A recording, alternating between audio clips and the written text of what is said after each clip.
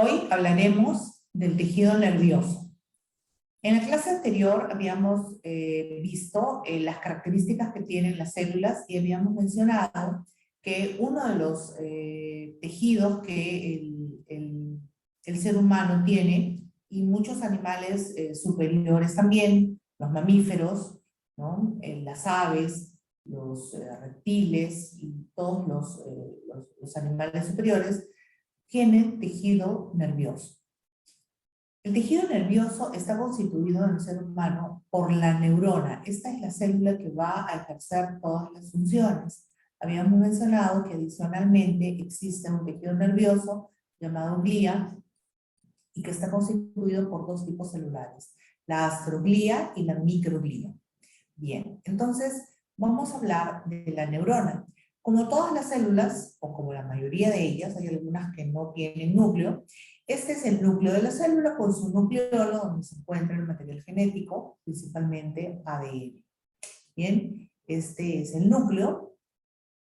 Este es el cuerpo de la célula, ¿no? Donde se encuentra lo que se llamaba el citosol, que ya lo habíamos revisado, o también el líquido citoplasmático, y esta sería la membrana citoplasmática. En este caso, la neurona tiene unas elongaciones o unas ramificaciones, algunas cortas, que se llaman dendritas, y una en particular, a veces pueden ser dos, a veces pueden ser más, pero por lo general, ¿no? Lo usual dentro de los millones y millones de neuronas que existen, tiene una elongación bastante prolongada, que a veces puede medir hasta 1 metro, y que se llama axón. Esta ramificación o esta elongación se va a cubrir, no es desde el nacimiento, pero sí a partir del nacimiento, más o menos hasta los 2 o 3 años, en el caso del ser humano, se va a cubrir de unas estructuras que se llaman vainas de mielina, ¿no? Son como unas bolsitas que van a estar rodeando al axón. La mielina es un tipo de grasa, ¿no? Es un tipo de grasa muy particular y va a servir principalmente para proteger este axón por donde va a transcurrir o va a caminar, por así decirlo, la información que la neurona obtiene hasta el siguiente punto a través de un mecanismo que se llama sinapsis. ¿Ok? Entonces tenemos el cuerpo celular o cuerpo neuronal, tenemos el núcleo con su nucleolo donde está el ADN, tenemos unas ramificaciones o elongaciones cortas que se llaman dendrita, y tenemos una elongación o ramificación larga que se llama axón y que a partir del nacimiento del ser humano comienza a recubrirse de mielina, siendo la mielina una estructura lipídica. ¿Bien? Al finalizar el axón, usualmente se ramifica en lo que se llama el axón terminal o también en la parte presináptica o botones presinápticos. ¿Bien? Esto lo vamos a ver posteriormente en una lámina más ampliada. Y algo muy importante es que siendo la neurona una célula que debe procesar información a una velocidad espectacular, excepcional, entonces necesita mucha energía. Y por esta razón, nosotros vamos a encontrar una gran concentración de mitocondrias dentro de la neurona. ¿Cuáles serán las funciones de la mitocondria? Como sabemos, es principalmente la generación de energía, pero también la regulación del calcio dentro de la célula y la apoptosis o muerte celular programada. Algo importante es que la neurona debería vivir desde que el individuo es formado dentro del útero de la madre hasta la muerte del ser humano. Sin embargo, por diferentes razones, las células nerviosas mueren a lo largo de la vida. ¿Ok? Y es escasa la reproducción de nuevas neuronas. Bien, entonces, como habíamos mencionado, a este nivel, cuando el axón termina, se va a unir con otra estructura, que puede ser otro axón, puede ser una dendrita, o puede ser lo que se llama una unión neuro de la neurona y muscular del músculo. Esto sucede, por ejemplo, en las neuronas motoras cuando van a unirse a la terminación muscular para producir contracción muscular. Bien, entonces tenemos este botón que hemos visto aquí, este chiquitito, lo hemos crecido para observar la unión de las dos neuronas o de la placa neuromuscular si fuera el caso. Bien, entonces tenemos el botón sináptico, el final de la ramificación del axón, donde nosotros vamos a encontrar una serie de vesículas que contienen a los neurotransmisores o también neurohormonas. Por ejemplo, las más conocidas son la adrenalina, la acetilcolina, la serotonina, y así hay muchos neurotransmisores, se calcula que hay más de 20, cada año o cada 2 o 3 años se descubren 1 o 2 más, entonces el número nunca es estable, ¿no? Siempre se descubren nuevos transmisores de información. ¿Por qué se llaman neurotransmisores? Porque cuando estas vesículas se rompen, se abren y el contenido va hacia el espacio intersináptico, ya hemos dicho que la sinapsis es la unión de dos neuronas, este contenido, estas neurohormonas, van a ir a unas estructuras en la membrana celular que se llaman receptores. Ya habíamos hablado de la importancia de los receptores. Cada neurotransmisor tiene un receptor específico. Bien. Pero también, como vemos, hay un elemento, ¿no? Un ion que se llama calcio. Y este calcio va a estar ingresando. ¿Por dónde crees que ingresa el calcio hacia el interior del axón o hacia el interior de la célula? Porque esta es parte de la célula.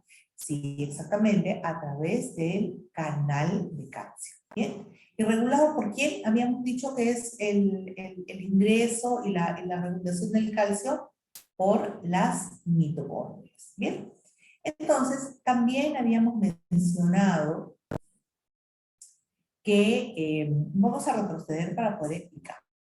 ¿Ok? Cuando en todo esto acá es membrana celular y en todo esto acá es el ambiente extracelular. ¿Okay? Entonces aquí vamos a encontrar los otros iones, sodio, potasio, cloro, magnesio y otros, y calcio, por supuesto, ¿no? Entonces esto es plasma o es líquido cefalorraquídeo, ¿no? Y en este ambiente extracelular hay una serie de iones. Estos iones tienen intercambio con la célula, ya lo hemos visto en la clase anterior, y ese intercambio de iones va a producir una corriente eléctrica. Esta corriente eléctrica se va a ir transmitiendo lentamente, ¿no? Positivo, negativo, pero cuando llega acá, la estructura de grasa, la estructura lipídica no es una buena conductora de la electricidad, entonces el impulso eléctrico se corta aquí. ¿Y qué es lo que sucede? El impulso eléctrico va a saltar hasta el próximo espacio. Aquí hay un pequeño espacio, pero nosotros no lo vemos con claridad. Hay un pequeño espacio donde no hay mielina. Entonces el impulso eléctrico salta hasta acá y salta, y salta, y salta, y salta. Y esa es la razón por la cual la información eléctrica, todo esto es una información eléctrica, va a viajar tan rápido a través de las neuronas, porque se vuelve saltatorio, ya no es 1 a 1, ¿no? Positivo, negativo, sino que aquí comienza a saltar y de esta manera se acelera muchísimo. Una vez que está aquí, llega hasta acá, hasta el final, esta porción terminal donde están los botones sinápticos ya no contienen mielina y entonces nuevamente se genera un impulso eléctrico que es el que va a permitir, ese impulso eléctrico cuando llega, es el que va a determinar que ingrese calcio rápidamente. Cuando ingresa calcio al interior de la célula, se crea una mayor gradiente eléctrica. Y esa diferencia de la gradiente eléctrica, todo esto tiene electrones y tiene protones, ¿cierto? Tiene una carga eléctrica, cada uno de los iones, por eso se llaman iones, porque tienen carga eléctrica, y ahí lo dice, +2. Al ingresar el calcio rápidamente a través de los canales de calcio, estas vesículas que contienen una neurohormona o un neurotransmisor, vamos a suponer que en este caso serotonina, ¿ok? Se van a abrir y toda esta serotonina va a salir al espacio intersináptico y va a ser captado por los receptores de serotonina, ¿ok? Si es serotonina, por ejemplo, hay 2 tipos de receptores. Si es adrenalina, hay hasta 4 o 5 tipos diferentes de receptores. Bien, si es acetilcolina, hay 2 tipos de receptores. Y así, cada neurotransmisor va a tener 1, 2, 3, 4 y hasta 5 tipos diferentes. ¿Y qué significa eso? Bueno, no todos los receptores están en todas las células, ¿no? Entonces, dependiendo del tipo de receptor, se va a generar un tipo de reacción o un tipo de información distinta. Bien, entonces, cuando este neurotransmisor ingresa a esta célula, que probablemente sea otra neurona, vamos a imaginar que es otra neurona, bien, se va a seguir transmitiendo la información. O sea, la información que llegaba de esa neurona, vamos a suponer que la información era una palabra, ¿no? Párate. Entonces, la neurona registra esa información, párate, ¿no? La información viaja de manera eléctrica, ¿sí? Eléctrica hasta aquí, abre estas vesículas y entonces esa información, párate, va a ingresar de manera química, porque es una sustancia, ¿verdad? Va a ingresar de manera química, entonces esto se llama una sinapsis química y esta es una sinapsis eléctrica, ¿no? Ingresa la información y al ingresar inmediatamente se genera nuevamente una reacción eléctrica. Y esa reacción eléctrica va a hacer que esta célula, en este caso una neurona, podría ser también una fibra muscular, ¿no? Hemos dicho que hay uniones neuromusculares, va a llevar la información a lo largo de todo el cuerpo de la célula, ya sea para continuar la información, si es que fuera otra neurona, o para ejecutar la información. En el caso que fuera una fibra muscular, párate significa que yo tengo que contraer los músculos de mis piernas para que tengan la fuerza necesaria para cargar todo el peso de la caja torácica y de todo, y de los brazos y tal, ¿no? Entonces, se va a producir una contracción intensa de los músculos de las piernas y la persona se va a parar, ¿ok? Entonces, todo esto es lo que sucede. Llega electricidad, o sea, un potencial de acción, llega a través de la membrana de la célula, ¿bien? Y va a despolarizar, o sea, va a hacer que entren los canales de calcio y se abran estas vesículas y entonces hace que se libere el neurotransmisor. Nosotros en este ejemplo estamos poniendo serotonina, pero podría ser adrenalina, podría ser acetilcolina, podría ser GABA, ¿no? Podría ser una serie de sustancias que existen y que van a llevar un tipo de información. Esta información que era eléctrica entonces se vuelve información química, es captada por la neurona postsináptica, en el caso de que sea una neurona, y a través del receptor este neurotransmisor, que para este ejemplo de serotonina, va a ingresar al interior de la célula y va a permitir que la información se siga distribuyendo. ¿Bien? Entonces, los neurotransmisores se unen a los receptores en la célula blanco. En este caso, va a hacer que los iones, o sea, las moléculas que tienen una carga eléctrica, fluyan y que continúe la carga eléctrica, y así es como se transmite la sustancia. Bien, entonces por eso es que decimos que hay una sinapsis eléctrica, bien, porque hay una descarga eléctrica que viene de la primera neurona hacia la segunda neurona, hay un intercambio eléctrico, ¿no? A través de canales directos, y también hay una sinapsis química. ¿Por qué? Porque esta electricidad va a permitir que estas vesículas se abran, el contenido de las vesículas se libera, esto es un neurotransmisor, es captado por la siguiente neurona, y esa información es distribuida y llevada hacia la siguiente neurona. Hay vías que están constituidas por 2 neuronas y hay otras vías que están constituidas por 3 neuronas. ¿Cuáles vías están constituidas por 3 neuronas? Todo lo que es sensibilidad. Por ejemplo, si yo tomo tu mano y te pincho con una aguja para sacar sangre, eso tú lo vas a sentir, ¿no? en el pulpejo del dedo, ¿sí? Esa información rápidamente va a viajar hasta la médula espinal, donde se encuentra la segunda neurona, ¿bien?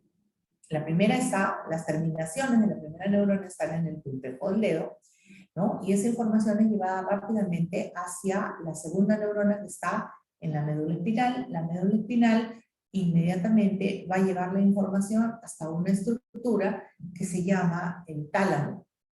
Y en el tálamo es donde se encuentra el cuerpo de la tercera neurona. ¿Ok? Esta información es llevada hasta los centros de sensibilidad, ¿no? El centro del dolor, el centro del tacto, pues no solamente el dolor, lo que sentimos con la mano, ¿no? La temperatura, la forma, la rugosidad, la dureza o lo blando que puede ser algo que estamos tocando. Entonces tenemos diferentes receptores en los dedos, por ejemplo, que nos van a permitir detectar características de todo aquello que nos rodea. Y no solamente a nivel de los dedos, ¿no? Con los ojos vamos a detectar colores, vamos a detectar formas, texturas también. Con el oído vamos a detectar sonidos, ¿no? Gravedad, agudeza, potencia, volumen. Y así, cada uno de los órganos y cada una de las estructuras que nosotros tenemos nos van a permitir captar información del medio que nos rodea. Bien, y todo esto es procesado y llevado, ¿no? Esta información es llevada a través del sistema nervioso, hasta que cuando en el ejemplo que les había pinchado el pulpejo del dedo, les mencionaba que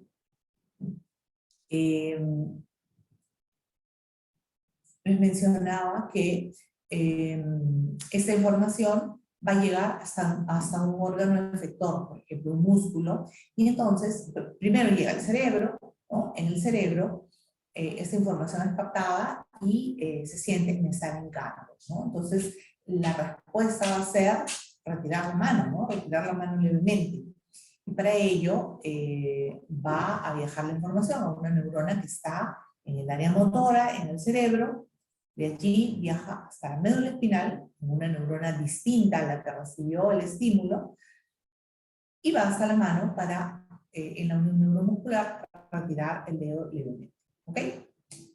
Es así el tejido nervioso. Entonces es un tejido que se caracteriza por tener una velocidad excepcional. O sea, calculen ustedes todo lo que sucede, ¿no? Para que yo sienta el hincón y retire el dedo. Es prácticamente automático, ¿verdad? Imaginen que no soy yo la que les está indicando. Imaginen que ustedes tenían grapas en su cartera y que van a sacar algo y que se hincan con una grapa y ustedes retiran la mano inmediatamente, ¿no? O sea, no demora ni medio segundo desde que se pincharon hasta que retiran el dedo porque sintieron dolor. Pero pasó todo eso, ¿no? O sea, hubieron por lo menos 5 neuronas que tuvieron que transmitir información la una a la otra.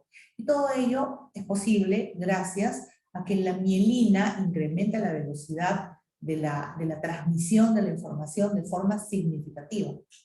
De hecho, hay enfermedades donde, por ejemplo, un virus se come la mielina, ¿no? Y entonces la capacidad de respuesta, la capacidad de sentir, la capacidad de percibir o la capacidad de reaccionar se disminuye significativamente, ¿no? Hay enfermedades como, por ejemplo, la esclerosis múltiple, que se cree que hay una reacción viral previa o que hay una reacción autoinmune, ¿no? O sea, las células, los glóbulos blancos, se devoran la mielina y eso maltrata los nervios de manera significativa.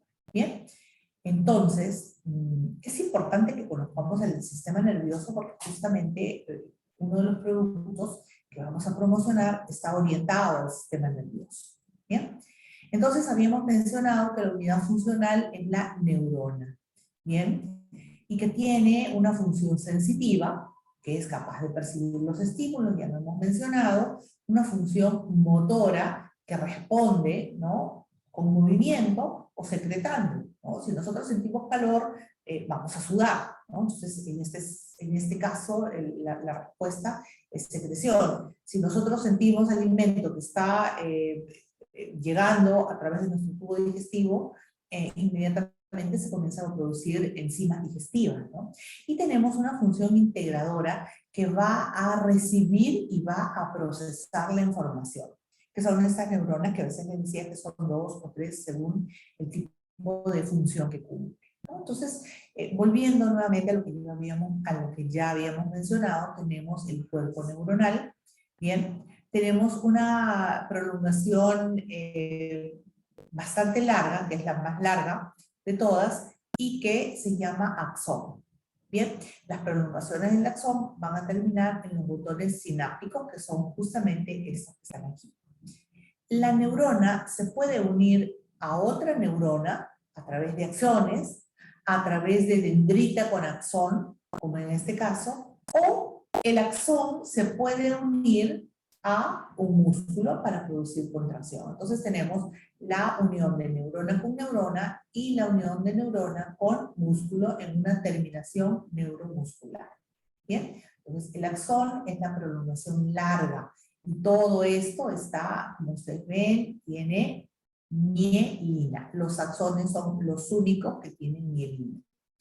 Obviamente, los axones se van a unir, ¿no? Los axones de varias neuronas se van a unir y van a formar lo que se llaman nervios. Entonces, los nervios, que son, digamos, son conjuntos de axones que están, obviamente, que están protegidos por tejido conectivo que los protege del daño que lo puede rodear. Esos son los nervios y son los que llevan y traen la información. Bien, entonces aquí tenemos lo que era una sinapsis, este es el botón sináptico, aquí están las vesículas que tienen un neurotransmisor, ¿no? Uno puede ser de adrenalina, el otro puede ser de serotonina, el otro puede ser de acetilcolina, y dependiendo del tipo de información que yo quiero, se liberará uno u otro tipo de neurotransmisor, que puede ir hacia otra neurona o que puede ir hacia un. Entonces yo creo que con estas imágenes se complementa claramente cómo funciona la transmisión del impulso nervioso en la neurona. ¿Bien? Otro punto importante es que la neurona no necesariamente se nutre sola, me parece que es la única célula que requiere apoyo o requiere ayuda o colaboración de otros tipos celulares para nutrirse adecuadamente. Y para ello está la glía, ¿no? Tanto la microglía como la astroglía. ¿Bien? Entonces, la glía, que son parecidas a las neuronas, pero no son neuronas, no llevan información, lo que hacen es colaborar con la nutrición y con la captación de oxígeno de la neurona. La neurona es una célula que necesita una gran cantidad de oxígeno. Si no recibe oxígeno, ella programa, sus mitocondrias programan su muerte y ella se muere. Tolera máximo entre 15 a 30 minutos, ¿no? A diferencia de otras células del cuerpo, que pueden estar 1 hora o 2 horas sin un aporte adecuado de oxígeno. La neurona requiere oxígeno permanentemente para funcionar. Es una célula muy delicada. Si no recibe oxígeno, programa su muerte celular y se muere. Si no recibe glucosa, programa su muerte celular y se muere. ¿Okay? Por eso es tan delicada. Así como es sumamente veloz y sumamente sofisticada, porque es una de las células más sofisticadas que hay, así también es muy delicada. ¿Bien? Muy bien, entonces creo que con esto hemos entendido claramente cuál es la función del sistema nervioso, que es el de llevar y recoger información del medio ambiente, pero también de nuestro medio interno, ¿no? Si nosotros, por ejemplo, tenemos un incremento de presión arterial, nuestro sistema nervioso va a estar atento a ese incremento de presión arterial para, en caso sea necesario, reducir la presión arterial, ¿no? Entonces, no solamente va a estar determinada la presión, la homeostasis de la presión arterial por el riñón, por el hígado, por los pulmones, por los vasos sanguíneos, sino, por supuesto, por las neuronas que van a detectar esta presión para regular, para, por ejemplo, si se necesita incrementar la presión arterial, pues se liberará adrenalina. Si se necesita disminuir la presión arterial, se suprime la producción de adrenalina. ¿Bien? Muy bien. Entonces ahora vamos a hablar de un tema que ya habíamos hablado en la clase anterior y que son los radicales libres o que son las especies reactivas de oxígeno.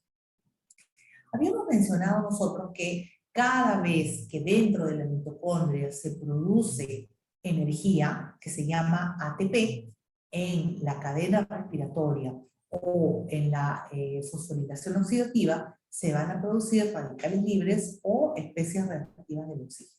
¿Qué cosa es un radical libre? Son átomos o moléculas, ¿no?, que pueden ser orgánicas o pueden ser inorgánicas, que tienen un electrón desapareado, ¿no? O sea, los electrones siempre tienen que tener pares. Este, por ejemplo, está pareado con este está pareado con este está pareado con este. ¿Bien? Estos son los electrones. Este es el núcleo y en el núcleo están los protones. ¿Bien? Pero a veces hay uno que está desapareado, ¿no? Que lo vamos a ver acá. Ahí está, ¿no? Ese es un electrón que está desapareado. Entonces, cuando está desapareado, cuando no tiene par, se vuelve muy inestable y comienza a reaccionar, ¿no? Entonces, el electrón desapareado tiene esta particularidad que reacciona constantemente, da vueltas alrededor de esto, y al reaccionar, al ser tan activo, va a producir primero daño adentro de las crestas de la mitocondria, luego va a dañar la mitocondria en sí, y cuando ello sucede, va a influir en que haya una producción inadecuada de energía, ¿no? Entonces, si la célula no produce la energía que requiere, es como un aparato, ¿no?, que tenga las pilas gastadas, ¿no? Va a funcionar mal o va a funcionar de vez en cuando, no va a funcionar adecuadamente, ¿no? Entonces, en los radicales libres, también conocidos como ROS, que son especies reactivas de oxígeno, ¿bien? Son átomos. Este es un átomo, son moléculas cuando es más de un átomo, no sé, de 2 hasta 50, ¿bien? Lo cual hace que sea muy inestable y con capacidad de reacción.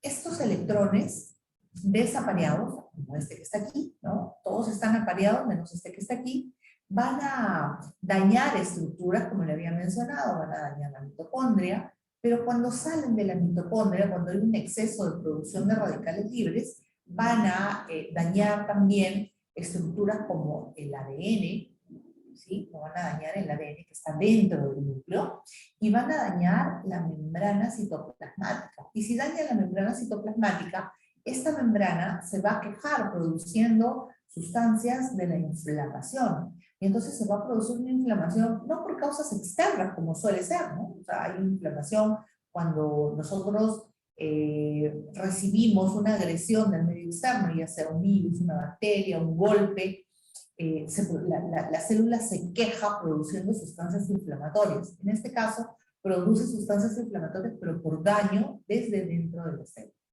¿Okay?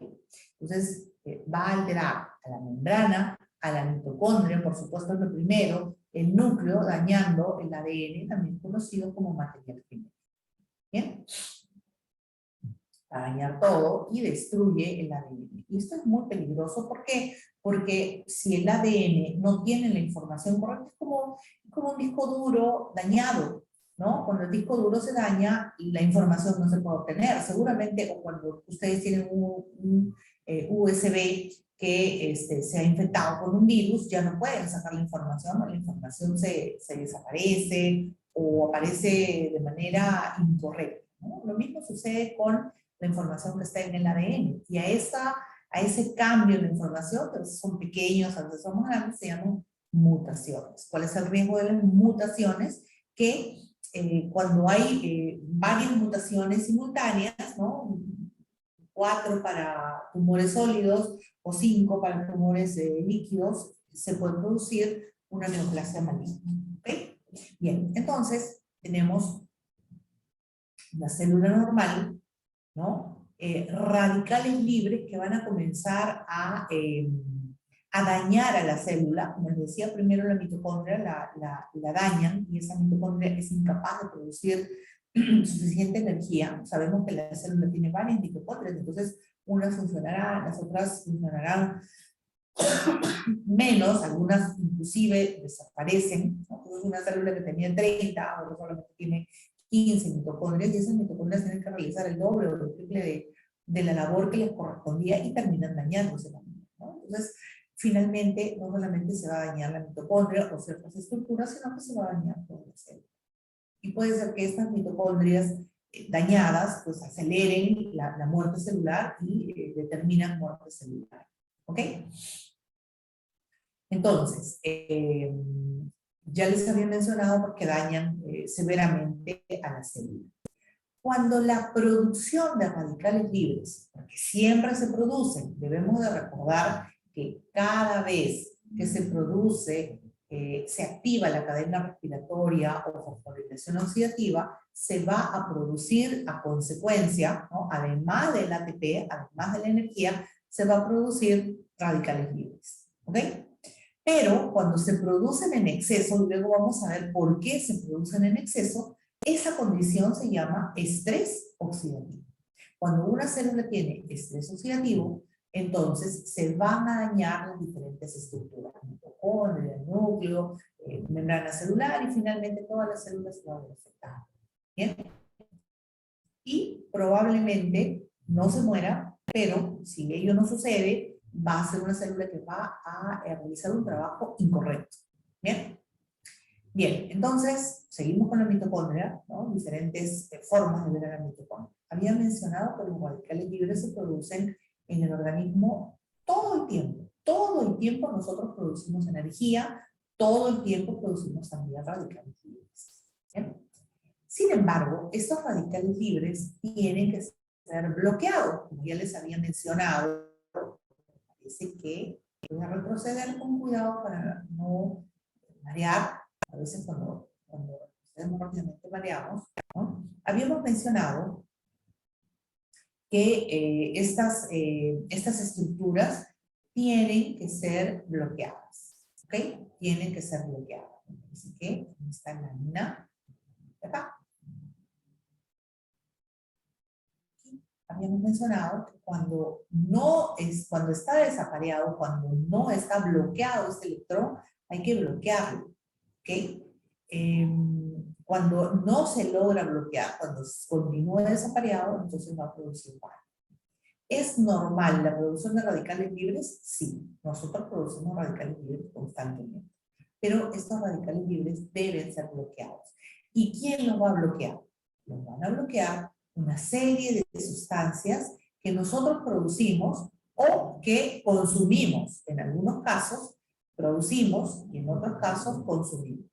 ¿Bien? Y que se llaman antioxidantes. Hay una gran variedad de antioxidantes que pueden estar adentro de la mitocondria, afuera de la mitocondria, o sea, dentro de la célula, y afuera de la célula también. ¿Ya? Una variedad de antioxidantes que van a bloquear a los radicales libres. Entonces habíamos dicho que la principal forma de producción de radicales libres es mediante el oxígeno. ¿Bien? Y a esas reacciones bioquímicas se les llama redox. ¿Qué cosa es redox? Es, digamos, una contracción de reducción y oxidación, que son términos químicos netamente. ¿Bien? Y que son reacciones normales dentro de todo lo que la célula produce. Habíamos mencionado que las mitocondrias son organelas que producen energía. Usan prácticamente todo el oxígeno que llega dentro de ellas para producir energía y también para producir radicales libres. ¿Okay? Muy bien. Entonces, habíamos mencionado que los radicales libres tienen que ver con la oxidación, o sea, el oxígeno, ¿no? El oxígeno que nosotros necesitamos para poder producir ATP, o sea, energía, ¿no? Va a unirse los radicales libres junto con el oxígeno, van a producir reacciones de oxidación, pero también de nitración cuando se unen con el nitrógeno y van a dañar el ADN, las proteínas y los lípidos. Los lípidos, ¿dónde están? Principalmente en la membrana celular, ¿no es cierto? Entonces, si este daño es en los lípidos, en la membrana celular, producen lo que se llama peroxidación, o sea, oxidación, ¿sí? Oxidación hiper, ¿no? Hiperoxidación. Para, digamos, para una pronunciación muy fácil se llama peroxidación lipídica. Cambian la conformación de las proteínas y esto es grave, porque las proteínas tienen una serie de funciones importantes, como lo vamos a ver más adelante, vamos a ver la cantidad de funciones que tienen las proteínas. Y por supuesto que daña el ADN y ello causa mutaciones. ¿Bien? Y todo esto, todo este daño tremendo que se produce porque no hay un adecuado bloqueo de los radicales libres, va a determinar que haya mitocondrias disfuncionales. Y cuando la mitocondria no funciona adecuadamente, ¿qué no va a poder hacer? Su trabajo. ¿Cuál es su trabajo? 1, producción de energía. 2, homeostasis del calcio. 3, apoptosis. Entonces, la célula o va a tener una vida más prolongada o va a tener una vida más corta. En los dos casos hay daño. ¿Ok? En los dos casos hay daño. Ni es conveniente que la vida se acorte, ni es conveniente que la vida se alargue. Las mutaciones son muy peligrosas porque si se juntan varias mutaciones al mismo tiempo, se puede condicionar la presencia de neoplasias malignas. ¿Bien? Y las modificaciones de las proteínas va a hacer que esas proteínas no funcionen adecuadamente porque están mal hechas, están mal sintetizadas y entonces no van a cumplir funciones esenciales. ¿Bien? Muy bien, entonces nosotros habíamos mencionado nuevamente, ¿no? Tenemos acá la membrana, ¿no? La membrana celular, la membrana lipídica, la bicapa, ¿no? Estos radicales libres, por ejemplo, la radiación ionizante que viene del sol, por ejemplo, el exceso de sol, ¿no? Va a incrementar la producción de radicales libres. Esos radicales libres van a hacer, esta radiación ionizante, los radicales libres, van a hacer que existan reacciones químicas que van a producir diferentes sustancias, como por ejemplo, esto de acá es peróxido de hidrógeno. Este de aquí es uno de los radicales libres más dañinos que existen, el peróxido de hidrógeno, ¿no? Y que va a producir un grave daño, ¿no? A nivel de las membranas, tanto de la mitocondria como de la membrana celular. Consecuencias, ¿no? Habíamos mencionado que en nuestro cuerpo hay células que se renuevan constantemente, como las células de la piel, 20 días, del intestino, 30 días, y otras que no, ¿no? Las células del hígado, por ejemplo, casi nunca se renuevan, y las neuronas se supone que deben acompañarnos durante toda nuestra existencia. Inicialmente, cuando los radicales libres comienzan a producir daño, pues no se manifiesta de ninguna manera. Eso no es una enfermedad, es una reacción bioquímica anormal, ¿no? El estrés oxidativo sostenido, o sea, el exceso de radicales libres, hay una mayor producción de radicales libres y que no pueden ser bloqueados adecuadamente por los antioxidantes, ¿no? Entonces se van a producir alteraciones genéticas, se va a producir daño celular importante, entonces se dañan órganos. Entonces, enfermedades como la hipertensión arterial, como la insuficiencia cardíaca, eso es a nivel cardiovascular, por ejemplo. A nivel neurológico tenemos el Parkinson, la demencia, la migraña. Todas estas enfermedades están relacionadas a un mal funcionamiento de la mitocondria. ¿Okay?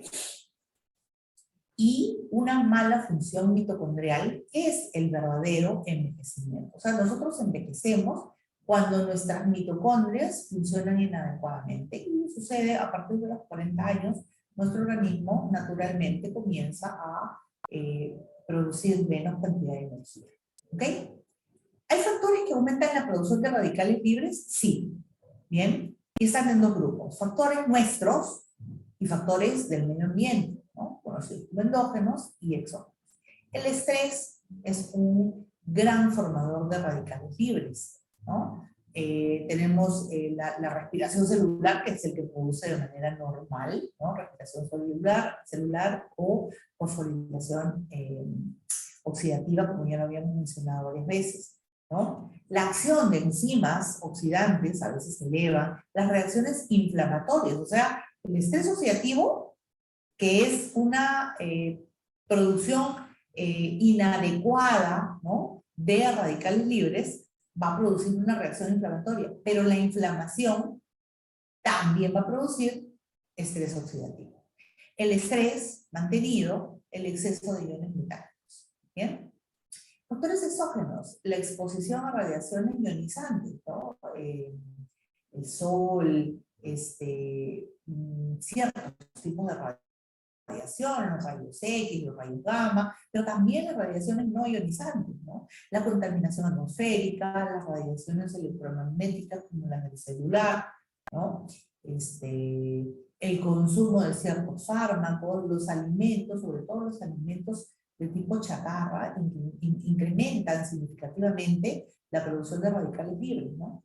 Ejercicios físicos de alta intensidad, y ojo, de alta intensidad. No el ejercicio que se recomienda, ¿no? El ejercicio de hacer 1 hora y media, un ejercicio moderado, digamos. Ese no, el ejercicio de alta intensidad, ese sí incrementa la producción de radicales libres, por eso es que el atleta o el deportista, el deportista profesional necesita una dieta especial con muchos antioxidantes. ¿Ok? Consecuencias del daño causado por los radicales libres, bueno, ya lo hemos dicho, ¿no? Lo primero es que se va a dañar la mitocondria, ¿no? Y una vez que la mitocondria se daña, va a permitir que los radicales libres estén dentro de la célula, dañando diferentes estructuras como el ADN, pero también como la membrana celular y produciendo un proceso inflamatorio crónico, ¿no? Disminuyen la función de la célula, porque no tienen la suficiente energía, porque esa mitocondria está funcionando mal, ¿no? Que es característico del envejecimiento, ¿no? Y con el transcurso de los años, estos radicales libres inclusive pueden producir alteraciones genéticas, sobre todo en las células que se dividen continuamente. Y ello contribuye a aumentar el riesgo de cáncer por mutaciones. ¿Okay? Muy bien. Entonces, cuando la célula no tiene una buena función mitocondrial, a ello se le llama disfunción mitocondrial y envejecimiento, que están relacionados. ¿Ok? Algo importante es que el tabaco produce una cantidad impresionante de radicales libres. Es decir, que cuando nosotros inhalamos el cigarro, las células van a producir una cantidad insospechada, es una cantidad muchísimo mayor de la que se debería producir de radicales libres. Por eso es que el tabaco es tan dañino no solamente por el riesgo o por el daño que produce a nivel pulmonar, sino a todo nivel, ¿no? Desde la mucosa oral hasta la mucosa del recto, pasando por la mucosa de la vejiga. O sea, hay cánceres de vejiga producidos por el hábito tabáquico, ¿no? Cánceres de boca, cánceres de cavidad orofaringia, y por supuesto el cáncer pulmonar, ¿no? Bien, entonces, naturalmente la mitocondria envejece, sí envejece, ¿no? Pero hay factores que la aceleran, como la luz ultravioleta, y por eso es que los dermatólogos ya hace muchos años nos vienen diciendo que debemos exponernos de manera, con precaución, digamos, a la luz del sol, ¿no? No exponernos a las 12 del día, directamente a la luz solar, ¿no? Usar un bloqueador, usar un sombrero de ala ancha. Las radiaciones ionizantes habíamos mencionado, pero también las no ionizantes, o sea, la que produce el celular o el horno de microondas, ¿no? Las radiaciones ionizantes, por supuesto, dañan, incrementan la producción de radicales libres, la contaminación, el tabaquismo de manera muy grande, algunos conservantes alimentarios, y por eso es que cada vez se desalienta el consumo de alimentos procesados, ¿no? Los alimentos procesados, obviamente, para que duren, ¿no? Para que duren un mes o un año, ¿no? En su envoltura, necesitan conservantes, y esos conservantes incrementan la producción de radicales libres. El ejercicio, sí, pero el ejercicio profesional, el de alta intensidad, ¿no? Entonces es por eso que el atleta o el deportista profesional necesita una alimentación especial. Y todo ello puede llevar a disfunción mitocondrial. Bien, una vez que la mitocondria funcione inadecuadamente, la célula va a funcionar inadecuadamente, y entonces es probable que se desarrollen enfermedades que se llaman degenerativas, como la hipertensión, como el Parkinson, como ya lo habíamos mencionado, ¿no? Hay distintas enfermedades. La diabetes mellitus, por ejemplo, es una inadecuada función de las células pancreáticas. Bien, entonces hay muchas enfermedades que se conocen como enfermedades degenerativas y que hace 20 años no se sabía por qué, ¿no? Se sabía, por ejemplo, que el Parkinson se producía porque cierto tipo de neuronas se morían, que eran las neuronas del núcleo negro, pero no se sabía por qué se morían. Ahora se sabe que es porque sus mitocondrias se dañan y posteriormente las neuronas mueren y ya no producen un neurotransmisor que se llama dopamina. Bien, entonces, para que haya disfunción mitocondrial, también existen agentes tóxicos que pueden ser algunos fármacos, ¿no? También existen factores genéticos, ¿no? Hay mitocondrias que van a estar muy bien conservadas, por ejemplo, en personas de 50 años a más, pero lo usual es que a partir de los 40 años comience a existir un daño mitocondrial progresivo. ¿Y por qué? Básicamente porque comienza a disminuir la producción de coenzima Q10. ¿Se acuerdan que hablamos en la clase anterior de la coenzima Q10, que es la encargada de transportar electrones adentro de la mitocondria, ¿no? Entonces, este daño mitocondrial probablemente está relacionado a la disminución de la producción de coenzima Q10.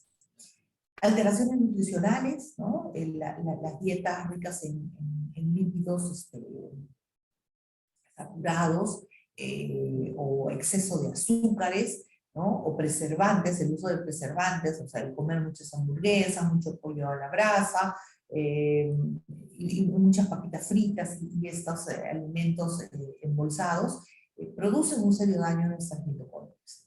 Otro punto importante es la microbiota, ¿no? La microbiota, que es el conjunto de microorganismos que viven en nuestro tubo digestivo, también va, cuando se altera, y eso lo vamos a ver en otro momento, va a contribuir a que haya daño en la mitocondria. La mitocondria se altera, se disminuye el transporte de electrones, que habíamos dicho que era parte de lo que sucedía en la respiración celular o en la fosforilación oxidativa, ¿no? Y que era, para transportar electrones se necesitaba coenzima Q10, disminuye la producción de energía, o sea, de ATP, se altera la apoptosis, se mueren las mitocondrias y se muere, en este caso, la neurona, porque estábamos hablando de neuronas. Pero en realidad se mueren las células que se vean afectadas, ¿ok?